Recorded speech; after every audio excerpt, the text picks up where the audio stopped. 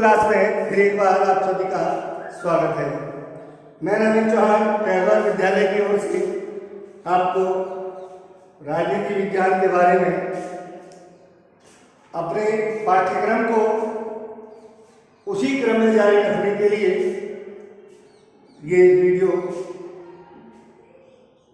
डाल रहा हूँ। तो आशा करता हूँ आपको मेरी बनाई हुई वीडियो पसंद आएगी।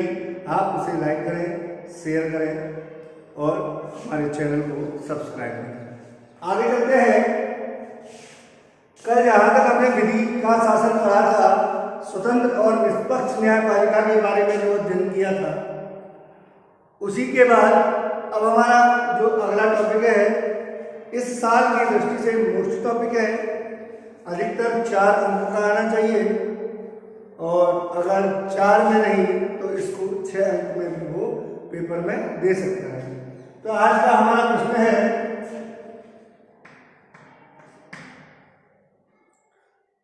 संघीय या संघात्मक व्यवस्था के संघीय या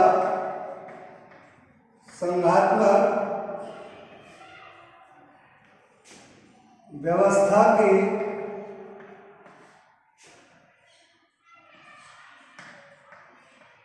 एकात्मक लक्षण या उन लक्षणों की विशेषता लिखो। बहुत अच्छा प्रश्न है कि संघीय शासन व्यवस्था का वह गुण बताना है जो शक्तियों को एक जगह केंद्रित करता हो। संघात्मक या संघीय शासन व्यवस्था के एकात्मक लक्षण जो एक रूप में प्रदर्शित होते हो, जहां शक्तियां किसी भी एक जगह पर केंद्रित हों, तो ऐसे लक्षण हमें इसमें बताने हैं। तो सबसे पहले हम जानते हैं कि भारतीय जो संघीय शासन व्यवस्था है, इसमें अपन कहते हैं कि शक्तियां एक जगह पर केंद्रित नहीं होती। तो हम बिल्कुल सही मानते हैं कि भारतीय संघीय शासन व्यवस्था में शक्तियां एक जगह पर केंद्रित नहीं है। क्यों? हमने केंद्र सरकार में बांटा है इसको, राज्य सरकार में इसको बांटा है, यहाँ तक कि इसको विकेंद्रीकरण के माध्यम से त्रिस्तरीय शासन व्यवस्था में और बांटा है। फिर भी इतने शक्तियों के विभाजन के बावजूद भी इसमें कुछ एकात्मक लक्षण पाए जाते हैं। उन एकात्मक लक्षणों का यहाँ पर हमको वर्णन करना है। तो देखते हैं एकात्मक लक्षण के लिए सबसे पहला जो पॉइंट है वह है एकल संविधान। इसका पहला पॉइंट है एकल संविधान। अब एकल संविधान में हम मान सकते हैं एक ही संविधान, अर्थात एक ही संविधान की शक्तियां 3 जगह पर बांटी, केंद्र, राज्य और त्रिस्तरीय शासन व्यवस्था। परंतु तीनों में हमने संविधान अलग अलग लिए या एक ही लिया? एक ही लिया ना? कौन सा? हमारे भारत देश का जो संविधान है वही तो लिया। ये थोड़ी है कि त्रिस्तरीय शासन व्यवस्था तो ब्रिटेन से लिए हो, उस जैसी शासन व्यवस्था को अपनाया हो, केंद्र के लिए हमने अमेरिका को लिया हो, नहीं। तो तीनों के लिए शक्तियां जो प्रदर्शित की गई है, दर्शाई जो गई है, वे सभी हमारे देश के संविधान से ही दर्शाई गई है। अब हम कहें अपवाद के तौर पर जब धारा 370 थी, तो उस 370 के तहत कुछ विशिष्ट प्रावधान दिए गए थे जम्मू और कश्मीर को। किसको? जम्मू और कश्मीर को। यहाँ पर भारत के और राज्यों की तुलना में यहाँ पर दोहरी नागरिकता का प्रावधान होता है। किसका प्रावधान होता है? ये अपवाद बता रहा हूं मैं आपको, एकल संविधान में होने के अपवाद जो न के बराबर होता है। जम्मू कश्मीर में जब धारा 370 लगी हुई थी, धारा 370 किसे कहते हैं? धारा 370 उसे कहा जाता है, इस धारा के तहत उस राज्य को पहली बार तो विशिष्ट राज्य का दर्जा दिया जाता है, सबसे श्रेष्ठ राज्य का।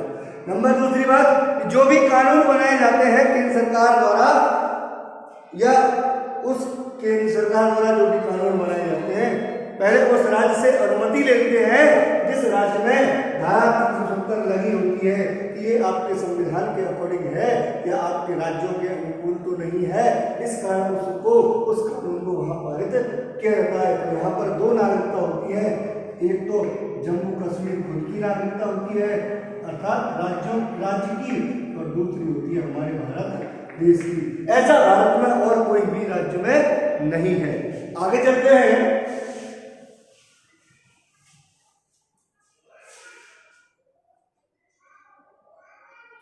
देखिए एकल संविधान तो हम कह सकते हैं कि केंद्र के लिए भी वह राज्यों के लिए एक ही संविधान है, एक ही संविधान है। अब हम कहें क्या अलग अलग है? नहीं। दूसरे अमेरिका में भी, अमेरिका और स्विट्जरलैंड में भी संघीय शासन व्यवस्था है, अमेरिका में भी और स्विट्जरलैंड में भी संघीय शासन व्यवस्था है, परंतु यहाँ पर एकल नागरिकता है, एकल संविधान है। यहाँ पर दोनों के लिए, किसके लिए दोनों में, एक तो राज्य के लिए और एक उस देश के लिए, दोनों के लिए अलग अलग संविधान है। ऐसा हमारे देश में नहीं है। ये हमारा एकात्मक लक्षण माना जाता है क्योंकि यहाँ पर केंद्र और राज्यों के लिए अलग अलग संविधान नहीं है, दोनों के लिए एक ही संविधान है, दोनों के लिए एक ही संविधान है जो इसका एकात्मक लक्षण प्रदर्शित करता है। क्लियर है यहां तक? दूसरा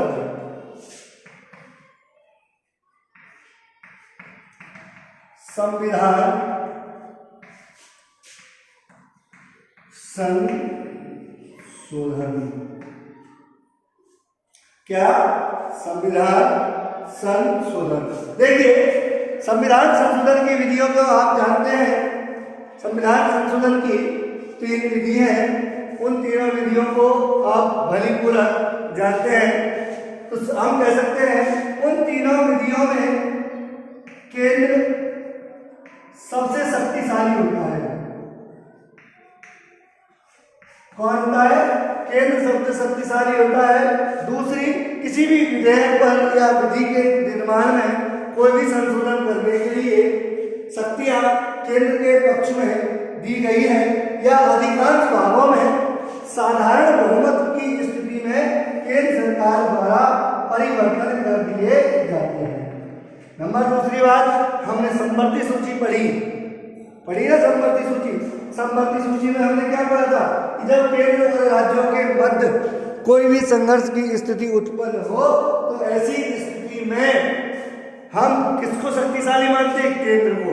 तो इसलिए हम कह सकते हैं कि संविधान संशोधन करने के पक्ष में कौन शक्तिशाली होता है? केंद्र। किसकी तुलना में? राज्यों की तुलना में। किसकी तुलना में? राज्यों की तुलना में। और अगर हम और आगे देखें और संशोधन करते हैं तो विधानसभाओं का आधे से एक अधिक समर्थन की भी क्या होती है? आवश्यकता। आगे समझ में? तो हम कह सकते हैं कि जो हमारे देश में संशोधन किए जाते हैं उन संशोधनों में सबसे ज्यादा शक्तिशाली केंद्र सरकार होती है, अर्थात राज्यों की तुलना में सबसे शक्तिशाली कौन माना गया है? केंद्र सरकार। तीसरा चलते हैं।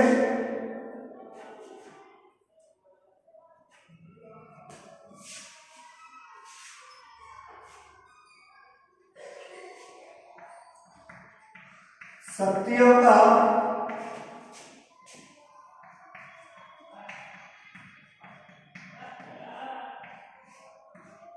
विभाजन। किसका विभाजन? शक्तियों का विभाजन। कौन सी अनुसूची? 7वीं अनुसूची। इसमें तीनों स्तर हो गए, देखिए समझ में आ जाएगा।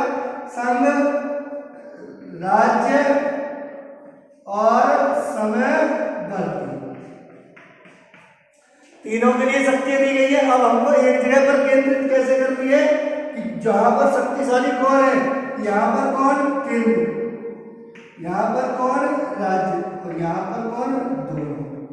अब हम देखते हैं यहाँ पर इसके लिए कितने विषय दिए गए हैं, 97 विषय दिए गए हैं।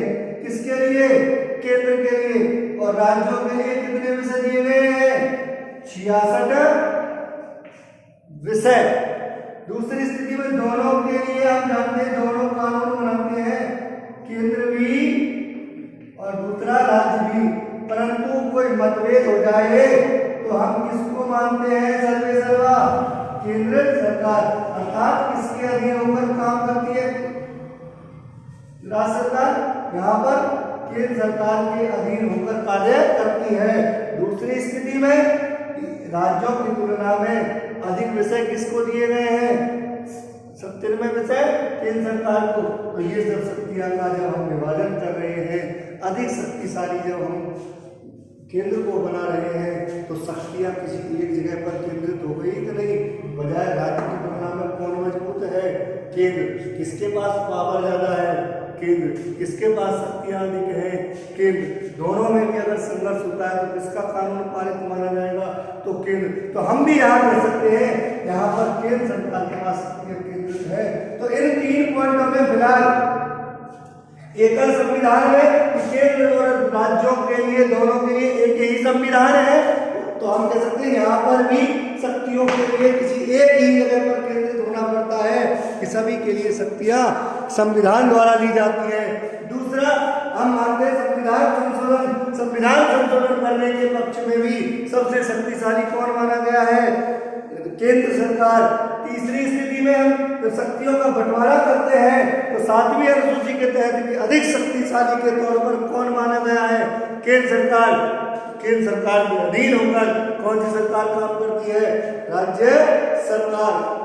आगे चलते हैं,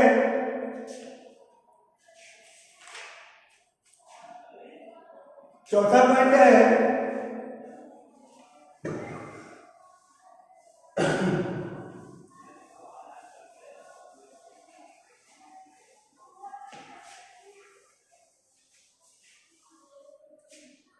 चौथे पॉइंट में हम पढ़ेंगे आपातकालीन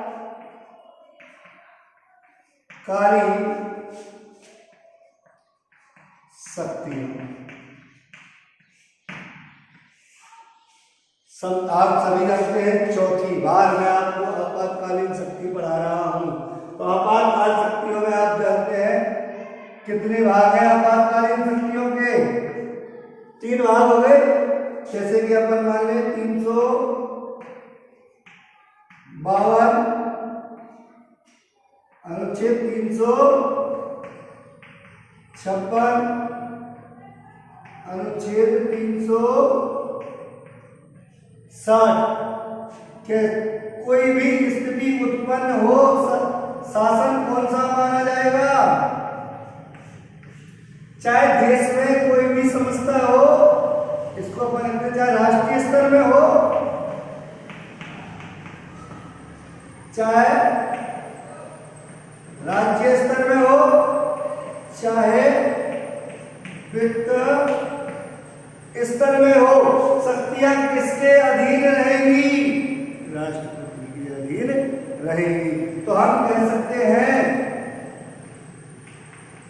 यहां भी शक्तियां किसी एक स्थान पर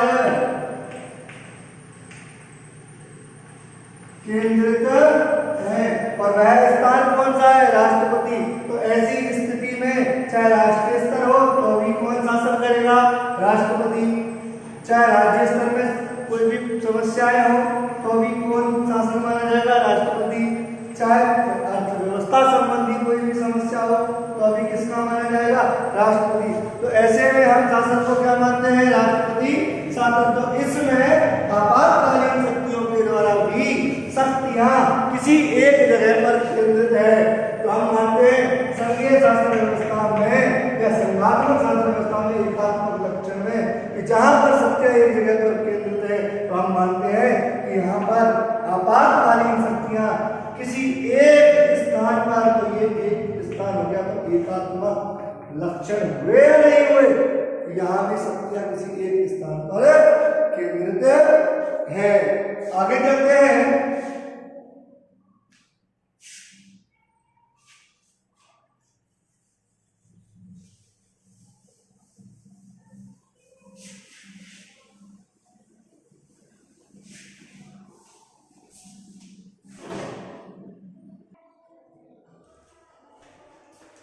एक है संविधान, पांचवा पॉइंट है एकल संविधान।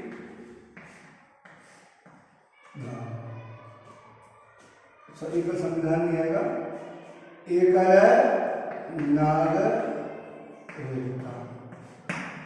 देखिए, जैसा कि आप जानते हो कि भारत देश में एकल नागरिकता का प्रावधान दिया गया है कि जब तक किसी व्यक्ति के पास हमारे देश की नागरिकता होगी, जब तक वह किसी दूसरे देश की नागरिकता ग्रहण नहीं कर सकता है। उसका एकमात्र कारण क्या है कि हमारे भारतीय संविधान द्वारा भारत के नागरिक को या भारत में जो व्यक्ति रह रहा है, जिसके पास भारतीय नागरिकता प्राप्त हो चुकी है, वह किसी दूसरे देश की नागरिकता ग्रहण नहीं कर सकता है। नागरिकता ग्रहण अगर वो करता है किसी देश की, तो उस पर देशद्रोह का आरोप लग सकता है और उसके खिलाफ कोई भी कठोर कार्रवाई की जा सकती है। आगे चलते हैं। हमारे देश में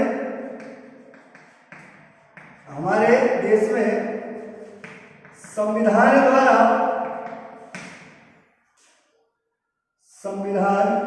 द्वारा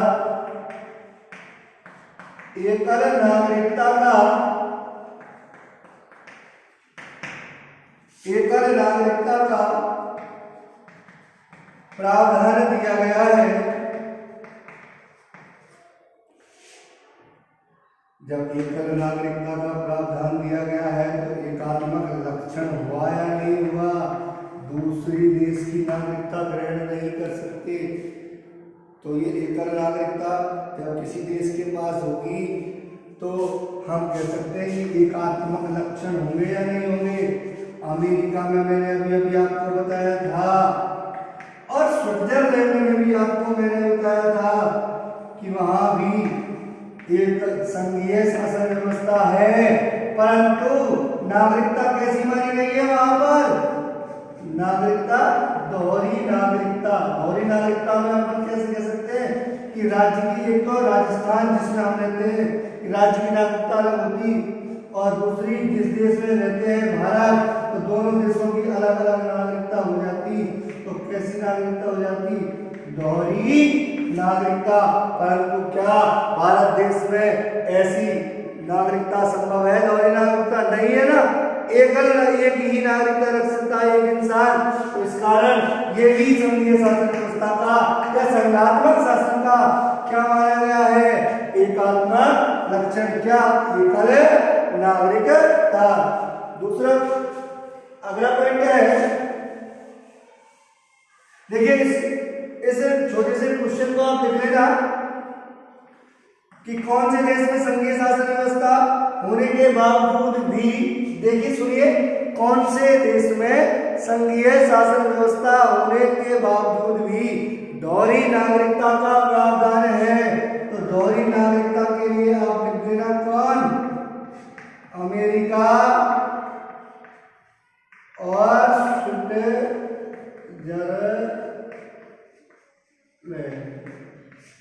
क्लियर? लास्ट पॉइंट हम चलते हैं। 6वें नंबर का जो हमारा पॉइंट है, राज्यों को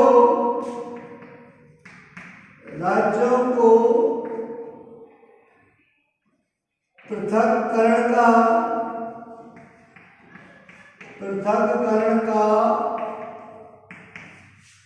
अधिकार नहीं।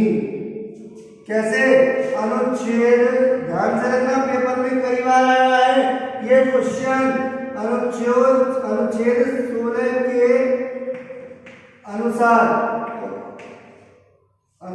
16 के अनुसार कब पारित किया गया था? सन 1900 63 में कि कोई भी राज्य, क्या कोई भी राज्य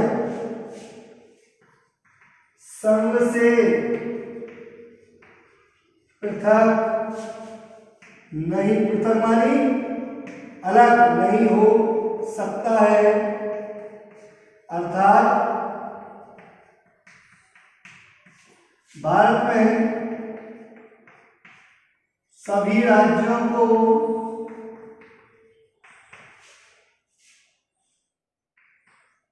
पृथककरण का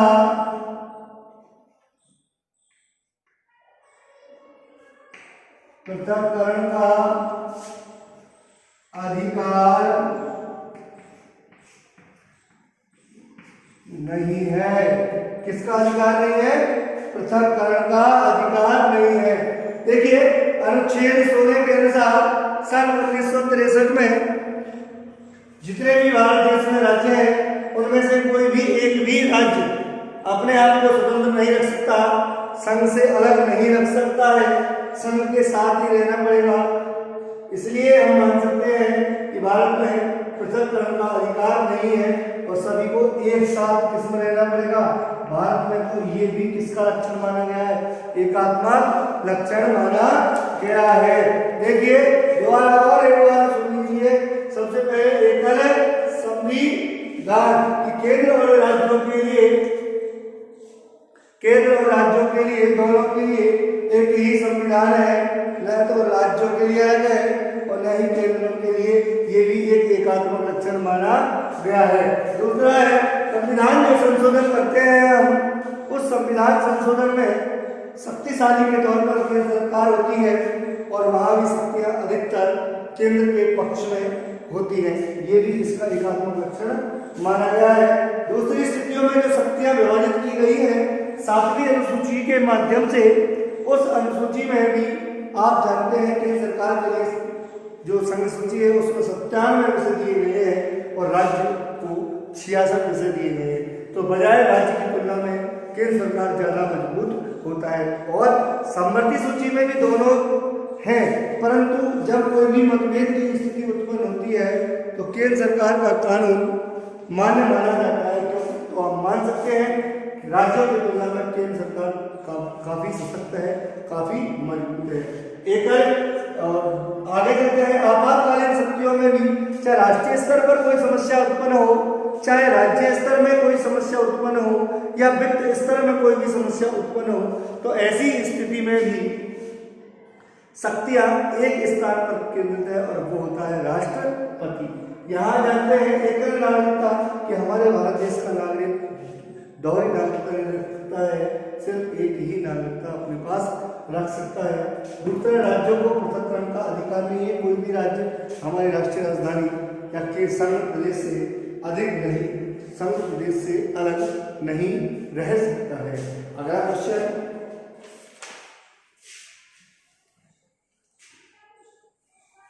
अगला क्वेश्चन देखिए,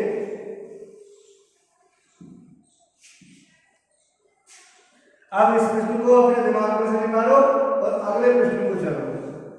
कहीं इस प्रश्न को ध्यान में रखते हुए, ये सिर्फ एक अपन जैसे आप कहते ना कि किसी व्यक्ति के गुण लिखिए कि वह व्यक्ति बहुत अच्छा है, पढ़ने में इंटेलिजेंट है, और सर जी उसके दोष लिखना, ज्यादा बोलता है, निकम्मा है, तो ये नहीं है कि उसमें दोष ही दोष है, गुण नहीं है, सर दोनों चीज होती है एक व्यक्ति में। आगे चलते हैं, संविधान की सर्वोच्चता, क्या संविधान की सर्वोच्चता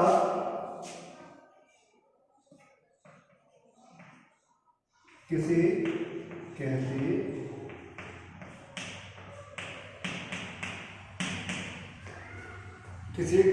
हैं?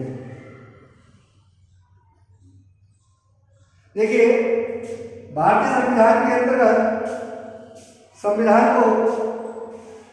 भारतीय संविधान के अंतर्गत संघीय शासन व्यवस्था को जो मजबूती दी गई है उसमें हमारे संविधान को विशेष तौर पर महत्व दिया गया है, क्योंकि दोनों ही देशों के लिए, दोनों ही स्थानों के लिए, केंद्र स्तर के लिए और राज्यों के लिए शक्तियां हमारे संविधान द्वारा दी गई है।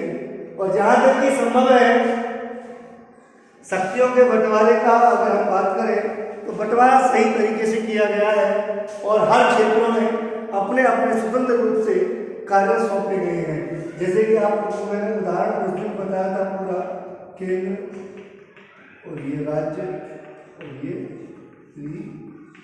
त्रिस्तरीय, यहाँ मान इसको इस लिखा। तो इन्हें तीनों के लिए शक्तियां दी गई हैं। क्यों? क्योंकि इस विविधता, जो भारत देश में विविधता पाई गई है, उन विविधताओं को ध्यान में रखते हुए अपने अपने छोटे से छोटे क्षेत्रों में कानूनन कोई ना कोई एक ऐसी व्यवस्था की गई है कि जहां वो स्थिति को संभाल सके। इसलिए हम कह सकते हैं कि संविधान द्वारा इन तीनों क्षेत्रों के लिए शक्तियां दी गई हैं और अपने अपने कार्य क्षेत्रों में ये तीनों ही स्वतंत्र रूप से कार्य कर सकते हैं। यही हमारे भारतीय संविधान की सर्वोच्चता मानी जाती है। और अगर एक शब्द में अगर पूछा जाए तो हम लिखते हैं प्रांतीय विधानमंडल और संघीय व्यवस्था। ये इस प्रश्न का उत्तर 1 अंक के लिए माना गया है। क्लियर है? आज के लिए इतना ही काफी है। Next video